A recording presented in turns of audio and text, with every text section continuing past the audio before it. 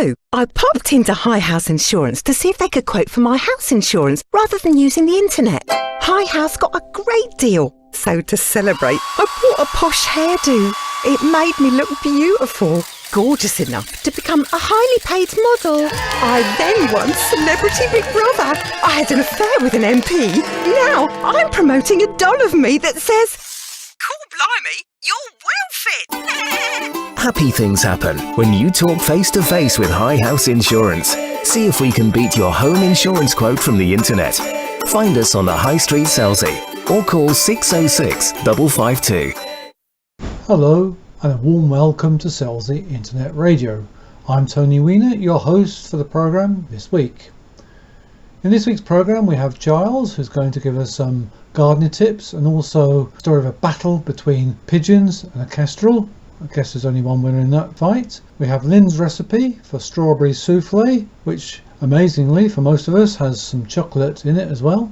Mary's going to tell us what's on this week, and Michael Shergold is going to tell Hugh about Neighbourhood Watch, a very important part of Selsey life. So it's over to Giles and the story of the pigeons versus the kestrel. We've got Giles here, and he's going to tell us what to do in the autumnal garden.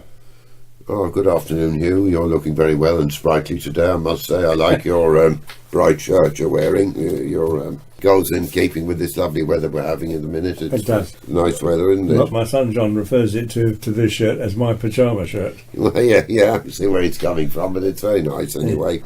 Around and about in the countryside now, there's lots of meadow sweets still around, and poppies are still around as well out in the countryside. There's still quite a few, in fact, are still around.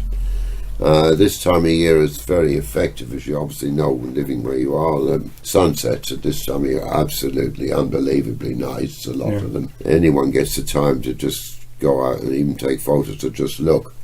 I mean, we're very lucky here. We can go up to Selsey Bill or somewhere like that and just look out over there, and you get to see they are absolutely lovely to see. They're very effective is the word I'd use. I saw something this morning, Giles, which I found really exciting. In our garden, we've got a tall silver birch tree, right, and in it is nesting a pair of pigeons. Oh, right, and they got young in there. Right. And this morning, a kestrel attacked the nest. Yeah. And obviously was after one of the fledglings. Yeah. The two pigeons ganged up and mobbed it, drove it off. Really? And I've always thought that pigeons were sort of kestrel's breakfast. Yeah. But no, these pigeons weren't having it. They were fearless, and they literally drove the kestrel away. Oh, interesting. It's extraordinary. Well, that is. Yeah. That is. Gosh, you were lucky to see that, to be honest. Yeah, right. It was fun. You just happened to look out at the right time. No, I was wandering out the garden, yeah, and I saw this battle occur. Going on, yeah. Yeah. Gosh, how interesting. How interesting. But also, this time of the year, there are lots of, well, from now on, I mean, they're starting now, put it that way, acorns, chestnuts, beechnuts and all that, which obviously the squirrels enjoy a lot, and as do the humans in some cases. Out in the countryside again, the flowering grasses are very noticeable at this time of year, and they flutter very gently in the breeze and look quite effective. In the garden itself, we get anyone lilies that are still flowering. There are some late varieties. Do tend to get attacked quite often by lily beetles, which are scarlet in colour. Yeah.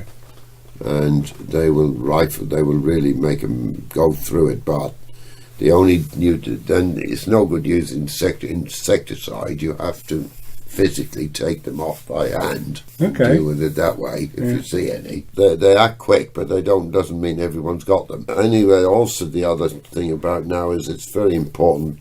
We were just talking about runner beans, you and me. Very important to keep regularly harvesting runner beans, broad beans if there are any still late ones left, and French beans and potatoes. All those need regular harvesting to keep the crop going, obviously, that much longer. Yeah. So that is very important. I guess runner beans are my favourite vegetable. I can eat a plate of runner beans on their own. Yeah, well, yes, I agree. I like them. I like them, and I must admit, I also like broad beans. I'm Me too. 50-50. In fact, I can't think of any beans I don't like. I'm not quite so keen on the French beans, to be honest with you. But as you say, they're all nice, really, in their time.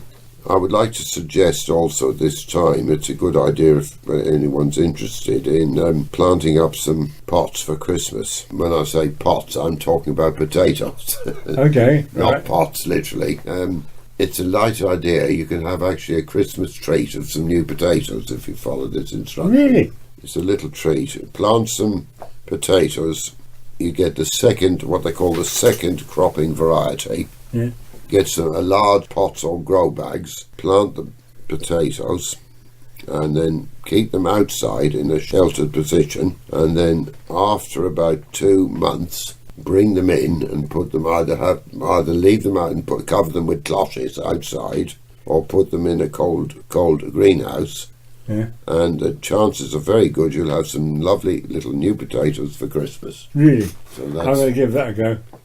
Tomatoes are still in full, going well still. Give them a tap in the morning still. Tap them with a little stick or a feather or something just to get the pollen moving. And also the weather's dry. We have had some dry weather this year, which is quite nice. If you've got any vegetables anywhere like that, hold the surface to loosen the soil, because obviously loose soil will preserve the moisture far more than when it's harder. Okay.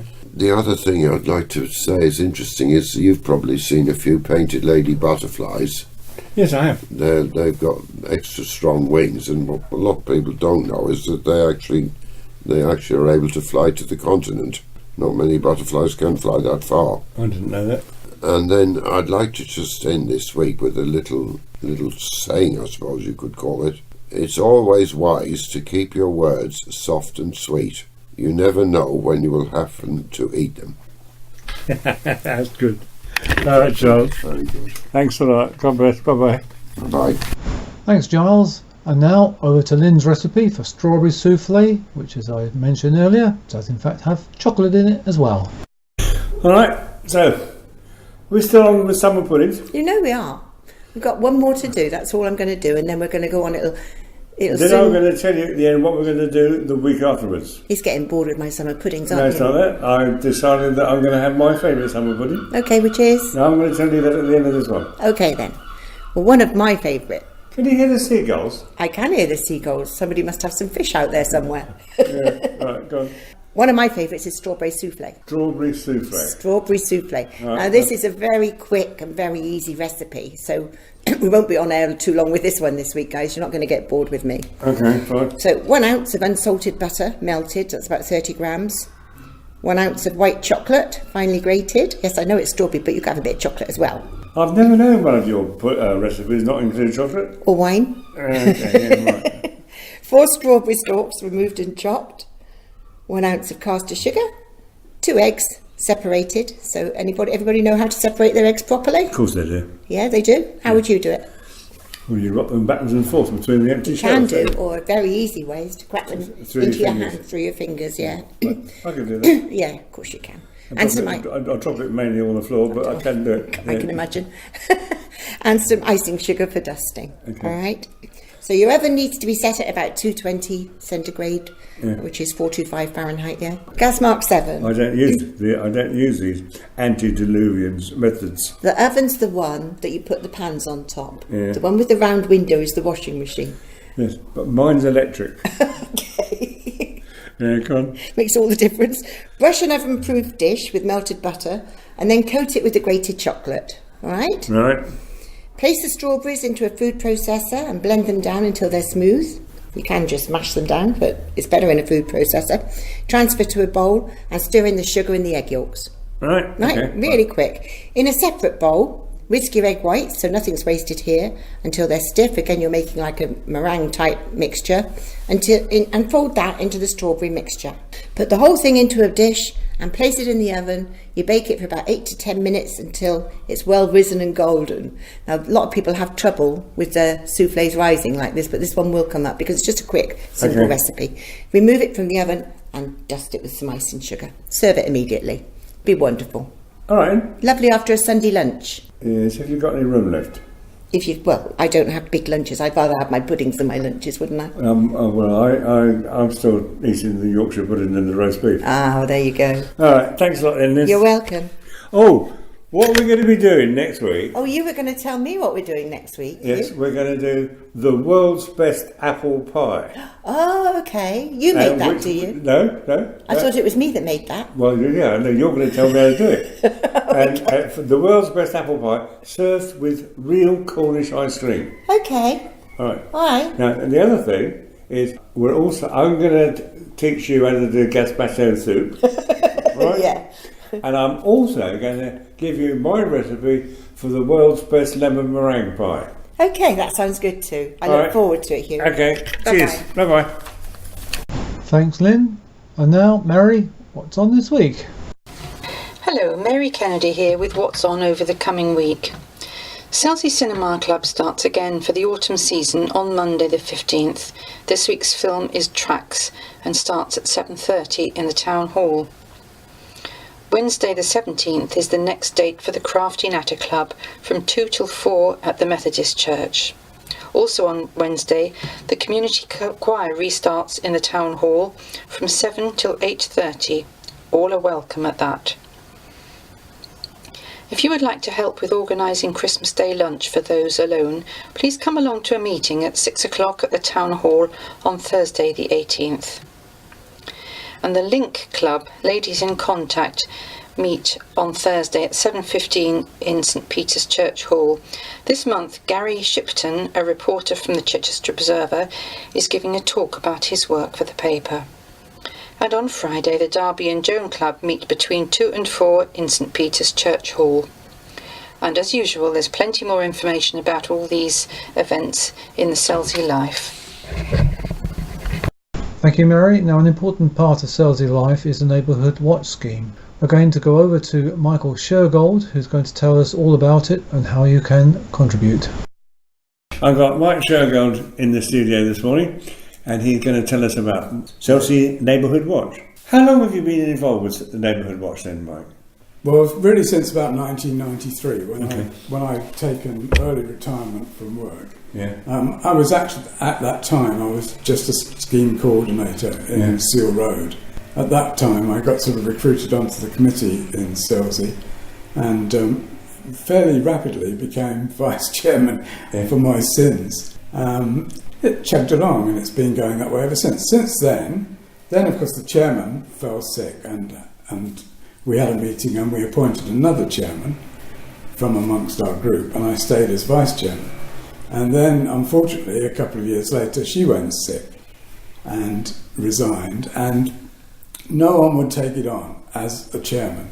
So I said I would keep it going as a vice chairman until we found someone to do it. And that was in, I think, Twin Towers falling down seemed to ring a bell. Yeah. So it was about 2001, was it? Okay, 2001? Yes. So you've effectively been chairman ever since? Since then, I've been chairman ever since. But the problem is not just being chairman. I mean, being chairman is not the whole chunk of it. You end up, I delegated various things to various people, and people did articles for magazines and things, and wrote reports that... but they rapidly ran out of steam, and I was running out of steam as well. So you don't see us publicising ourselves that often in the... local magazines. We've had things in Selsey Life, but not for a couple of years. Yeah. And Veronica happily puts things in the parish news, quite often off the bat. I mean, she does it herself because she's a scheme coordinator. She usually gets as much information as I get, really. So she does things from that. But occasionally she gets prompted from me to put in something if we're doing a big sort of blurb or we think. How many coordinators are there in Selsey? At the moment there's about 70. Actually we've lost about 4 or 5, it's about 4 this year. But we've recruited a couple more this year, so we're sort of holding our own. And the coordinators, do they normally just look after a single street? Well, that was the original idea. The original idea was that a scheme would be a single street, and it would have a coordinator. Now, in Selsey, we didn't find that very practical to start with, mainly because we got a lot of funny street numbering and street corners and names and closes and things. So quite often people take on a close on a piece of a road or a chunk of a road between, say, two intersecting roads, rather than do the whole lot. I'd sooner people did less people, really, than more. During the time that you've been chairman then, right, has crime diminished? Well, it has anyway, hasn't it? I mean, statistically, across the whole country, regardless of Neighbourhood Watch, it's actually reduced. So, how much of that do you think has been due to Neighbourhood Watch? I personally would say very little. Yeah. I mean, I don't really know. I mean, the Neighbourhood Watch people would like to think they make a massive difference, I suppose. Right. But I've quizzed people at various times and asked them about crime statistics and mapping them against Neighbourhood Watch areas, which they could very easily do now, but they don't actually do it. But if you ask people, they say that, in fact, because Neighbourhood Watch people tend to report crime, because they're in touch with the police, the figures are sort of a bit loaded in that there's sometimes higher crime reported in Neighbourhood Watch areas than outside Neighbourhood Watch areas. For that very reason. Right. You know, because the Neighbourhood Watch people are in some sort of contact with the police, and it's not as good now as it was, say, 10 years ago, but they are in contact with the police, they tend to report things that happen, so crime goes up. Then there's currently a reluctance to report crime in some areas because it's now available on estate agents' websites, for example, that sell your house and says there's a low crime level, because the police statistics demonstrate that. So if you're going to report a lot of crime, you're going to reduce the value of your house if you're not very careful. So there's a lot of quirky things in it, and it's become more like that because of the technology, really, in the recent years. I mean, everything is done electronically now. So do you have a replacement? When are you actually retiring, Mike? I gave them, I sent them a thing this month, beginning of this month, saying that I would be doing it for another year, but this time next year I wouldn't be doing it. So do you have a replacement? I don't have a replacement at the moment. If I had a replacement, I wouldn't have had to tell them, would I? I mean, I've sent the thing out hoping that someone who's a lot younger than I am and has more ideas, more fresher ideas, perhaps. Yeah. I mean, there is a lot of things. I mean, the police are very active currently on Twitter and on Facebook.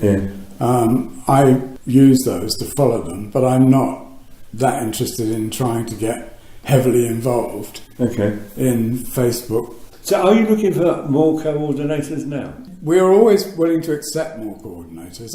I actively don't. It's difficult to tell you. I mean, what happens when the new housing estates were built, we dropped leaflets in every house when they were completed, but before they were occupied or taken over, so that everybody knew that Neighbourhood Watch existed.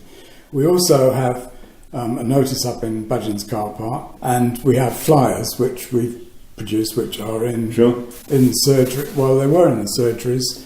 I'm not sure. I haven't replenished them recently, but they tend to disappear in the summer because tourists come in and pick them up and take them. And up at the library we have some, and in the Selsey Works there are some Neighbourhood Watch flyers. So it's fairly obvious where we are, and we are very visible on the internet. If you put Selsey and Neighbourhood Watch in, so if people want to, you will find us. If somebody's willing to be a coordinator, who do they telephone?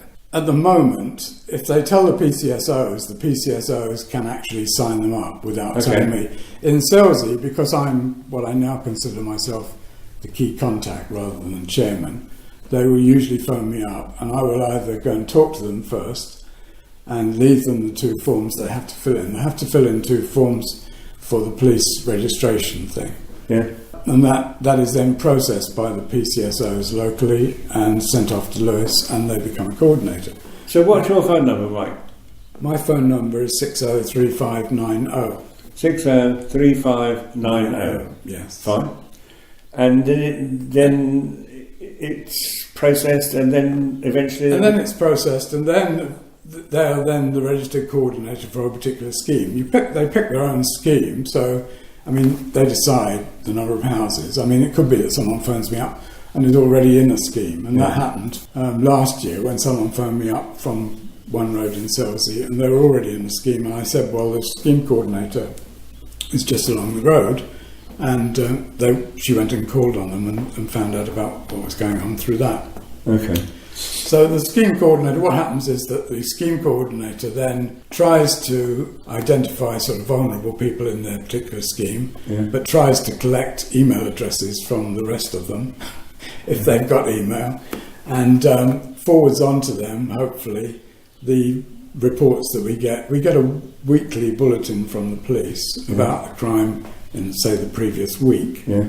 Not all crime, it's generally speaking nuisance crime and car crime and vandalism and burglaries. I mean, we don't get domestic offences, and we don't get high profile offences, murders and and actually the things that make the press anyway, we often don't hear about through the local thing. They've already gone public on that. So. All right. So that's what happens, and then, as I say, if the police deem it necessary to issue a warning, and there was a warning about raves during the summer, and about travellers going on land, they send things out saying there are travellers in the vicinity, lock your gates and bolt your paddocks and put blocks in front of your farm vehicles and things like that. And so things like that come out. So that's what happens. Now, what the coordinator does is, if he knows it relates to someone in his particular scheme, he will either pass the message on by hand or by email or by telephone. So it's quite a responsible job, isn't it? It's responsible in some respects. I mean, I think if you asked coordinators at random, they would say they do very little, because not very much happens. That's fine. But it's very important. I mean, it's rather like being a pilot. Pilot's only important when the aircraft is in trouble. Exactly. So the coordinator is going to come into his own or her own, because presumably some ladies would go on. Yes. Well, okay, so Mike, just once more, what's your phone number again? 603590. And you're going to be looking after Neighbourhood Watch for another year? Until this time next year, yes. Mike, I'm going to talk to you again just before you retire. And thank you for coming in. See what we've got. All right, thank you very much. Brilliant. Thank you, bye. Thank you very much, Michael and Hugh. This is a very important part of Selsey life, so if you are able to help, do let Michael know. And on a similar note, Selsey Internet Radio are always keen to hear of people that are doing interesting things in Selsey. So if you know of somebody, or in fact if you're doing something interesting yourself, do let us know, either by emailing radio@selseyin.co.uk, or pop into the Selsey Internet Exchange in Penny Lane and let somebody there know. And quicker than tuning a banjo, we'll be around to interview you or your neighbour.